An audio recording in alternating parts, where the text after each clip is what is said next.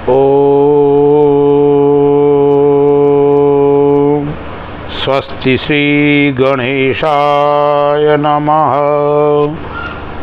नारायणं पद्मभवं वसिष्ठं शक्तिं च तत्पुत्रपराशरं च व्यासं सुकं गौडपदं महन्तं गोविन्दयोगीन्द्रमथस्य शिष्यं श्रीशङ्कराचार्यमथस्य पद्मपादं च हस्तामलकं च शिष्यं तन्तोटकं वार्तिककारमन्यान् अस्मद्गुरून् सन्ततमानतोऽस्मि।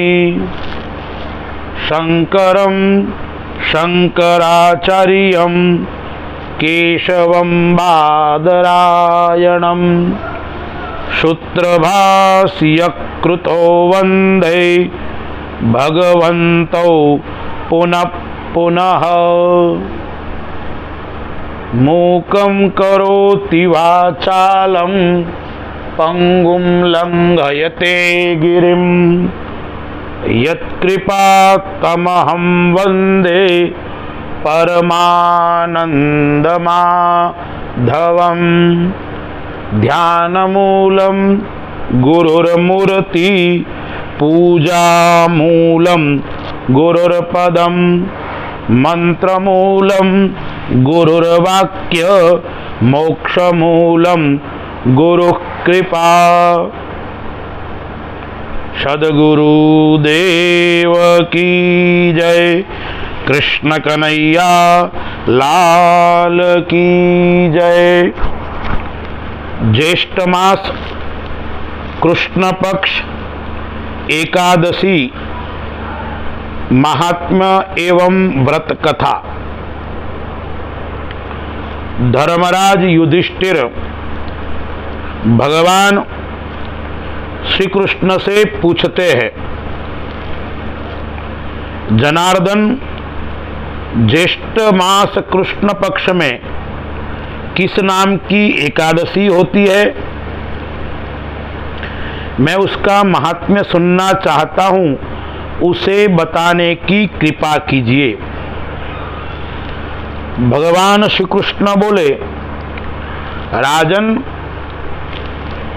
आपने संपूर्ण लोकों के हित के लिए बहुत ही उत्तम बात पूछी है।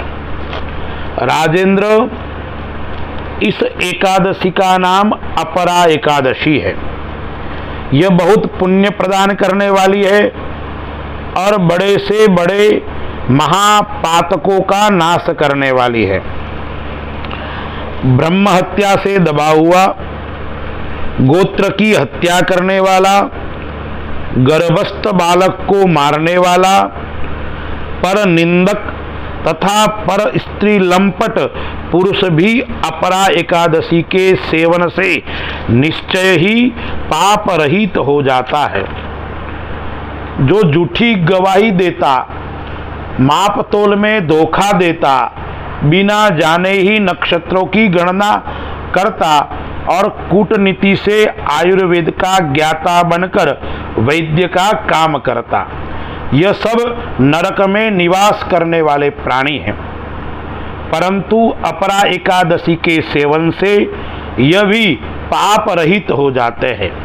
यदि क्षत्रिय क्षात्र धर्म का परित्याग करके युद्ध से भागता है तो वह क्षत्रियोचित धर्म से भ्रष्ट होने के कारण घोर नरक में पड़ता है। जो शिष्य विद्या प्राप्त करके स्वयं ही गुरु की निंदा करता है, वह भी महापातकों से युक्त होकर भयंकर नरक में गिरता है। किंतु अपरा एकादशी के सेवन से ऐसे मनुष्य भी सद्गति को प्राप्त होते हैं।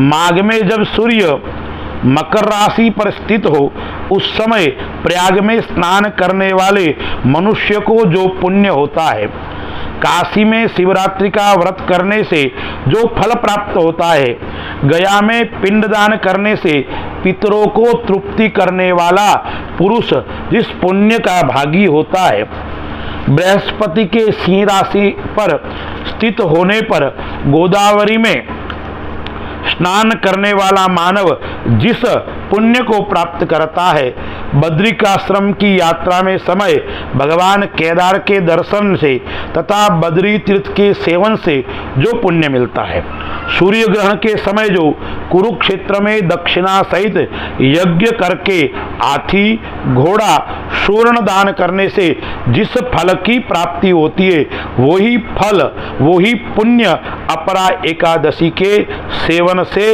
व्रत करने से मानव मात्र को प्राप्त होती है।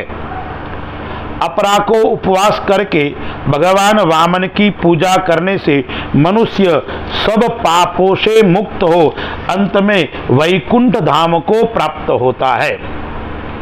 इसको पढ़ने और सुनने से सहस्र गोदान फल की प्राप्ति होती है। इस प्रकार का व्रत जो है वो व्रत तन मन और धन को देने वाला भी है। जो इस व्रत की कथा करता है, व्रत को कथा सुनाता भी है और भगवान नारायण का पूजन अर्चन करता है, उसको सायुज्य मुक्ति की प्राप्ति होती है। इसलिए प्रत्येक मानव को यह व्रत करना चाहिए और भगवान विष्णु और भगवान नारायण का पूजन अर्चन करना चाहिए। ओम शांति शांति शांति। लक्ष्मी नारायण भगवान की जय। कृष्ण कन्हैया लाल की जय। कथा श्रवण के बाद आरती करे, प्रसाद सभी को वितरण करे और जितना समय मिले उतना समय भगवान नारायण का कीर्तन करे, भगवान नारायण का नामस्मरण का जाप करे, तो भगवान नारायण का आशीर्वाद हमें प्राप्त होगा और हमारी मनोकामना परमपिता परमेश्वर पूरी करेंगे। अस्तु। जय श्री राम।